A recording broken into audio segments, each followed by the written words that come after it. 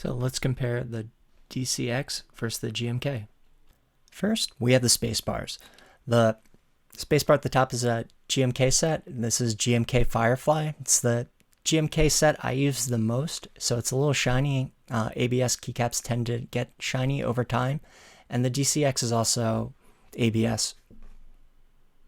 Inside the Spacebars, we can see like the first noticeable difference. The GMK on the bottom has like this wire, this plastic like bit that goes across that the DCX just doesn't have, and you can see inside it has like literal dots in its place. So here's the X key. You can see on the right the DCX has like more of a crisp, more narrow legend than the GMK. It's pretty nice. The inside of the keys, very similar. Again, we have the dots first lines, and I don't know if you can tell, but I think the GMK might be slightly thicker, but it's really hard to tell. Here we have the enter keys. Comparing the arrows, you can see the DCX is much more narrow again, and inside the key it's very similar as the spacebar and the other keys. Again, we have like the dots on the DCX instead of the lines from the GMK. Also, my key's a little greasy, has like some dielectric grease in there. Here's the Backspace keys. Again, very similar. I think the sound really comes out of the DCX. So if your stabilizer has a bit of rattle, it might come through a little louder.